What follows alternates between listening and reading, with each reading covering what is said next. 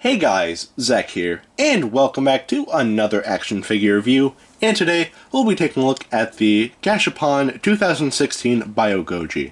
Now, really quick before I get into this video, there's something I want to point out.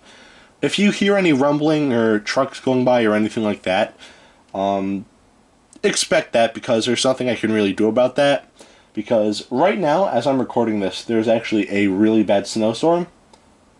Alright, actually it calmed down a little bit, but earlier today it was actually pretty extreme, I'm not gonna lie. But yeah, so if you do hear plowers or any rumbling or anything like that, then yeah, there's nothing I can really do about that other than just it's a snowstorm, so yeah.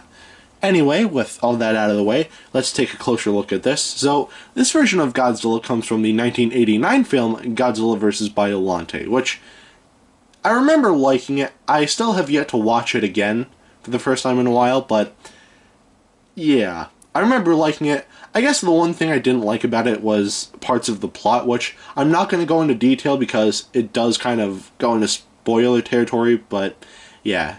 If you do want to know, then I highly suggest that you go ahead and watch Godzilla vs. Biollante, because, other than, that stuff with the plot that I'm not going to mention here, it's still a pretty enjoyable movie, as I remembered from when I saw it back in 2014, so yeah.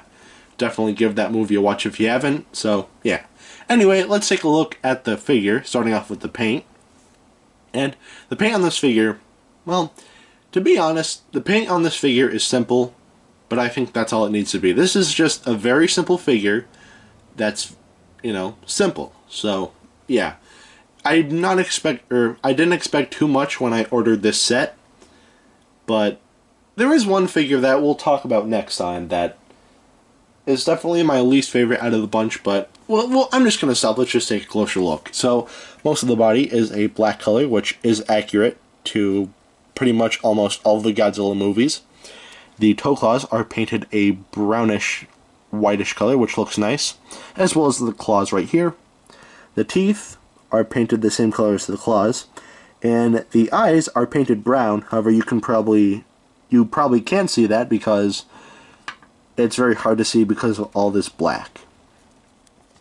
The dorsal plates are painted black for the most part, with bits of white on the outside. And that continues all the way down here. And something I didn't point out with the 1954 figure is that the inside of the dorsal plates are not painted at all, as you can see right there. They just kind of left it black on each side, which honestly is really lazy. It would have been nice if they just painted the insides just white, and that would have been nice. Even if the back itself was white, that would be nice, but I think just leaving it black like this is just a little lazy, but that's just me. And that's pretty much it for the paint on this figure.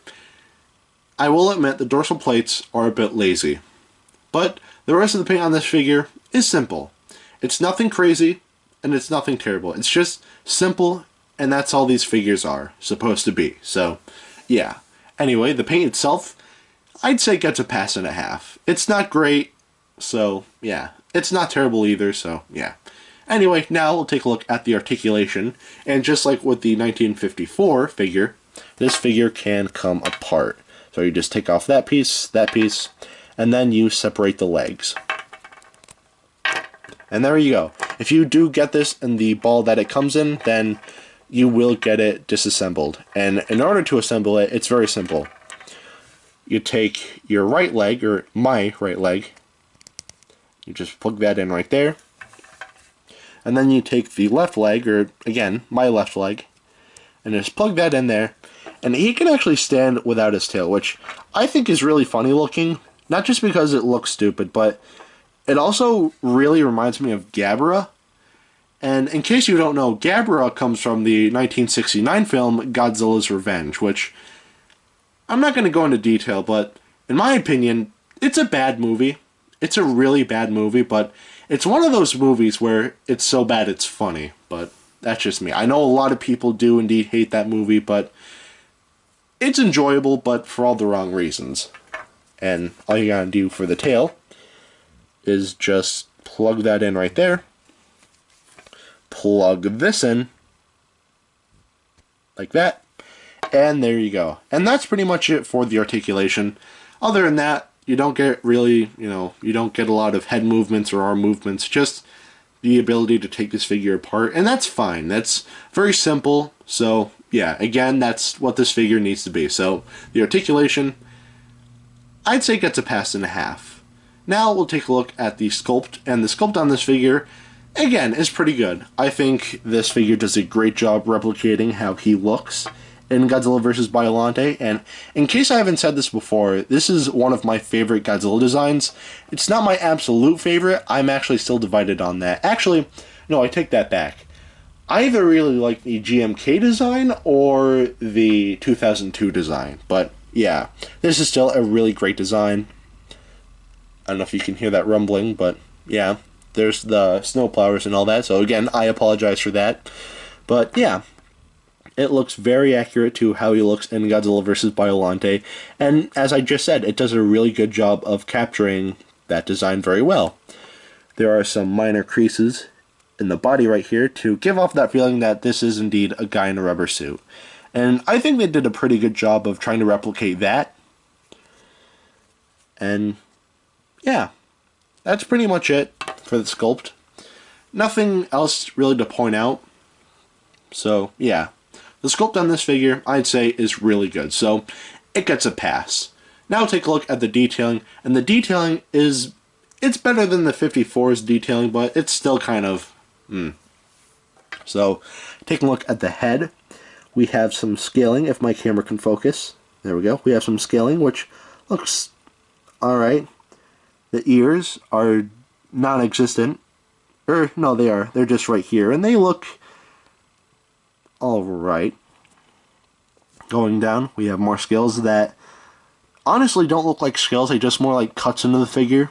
It just looks like that someone just took a knife and just like cut little slits into Godzilla, which doesn't look terrible, but still, yeah. And the front of the body is actually detailed fairly nicely. The legs are detailed very nicely, as well as the feet here. All the creases look really nice to give off that guy in a rubber suit feel, and I really do like that. The detailing on the tail is very nice as well. All of the scaling goes down, however, we do have a crease right here. The detailing on the dorsal plates looks nice too. Not great, but they still look nice. And that's pretty much it for the detailing on this figure. And at the end of the day, should you get this, as of me uploading this, this is the only Bio Goji figure I have. So, yeah. And I think it's simple. Most of these Gashapon figures, like the 54 figure, they're very simple. And, they're all they need to be, so, yeah. Online, I'm not sure how much these cost. I'm sure these cost not much at all. I think like I saw like $5 or $4, which, alright, that is a bit pricey, but it's not terrible. If you do buy these, then don't really, it wouldn't kill you if you bought these, but at the end of the day, you could buy better things. But yeah, either way, get this figure if you can, if you want. But if you want to know how big this figure is, here he is next to Dr. Billy Grant. Alright, now that is it for today. Have a great rest of your week, and I will see you in the next video. Peace, Zek out.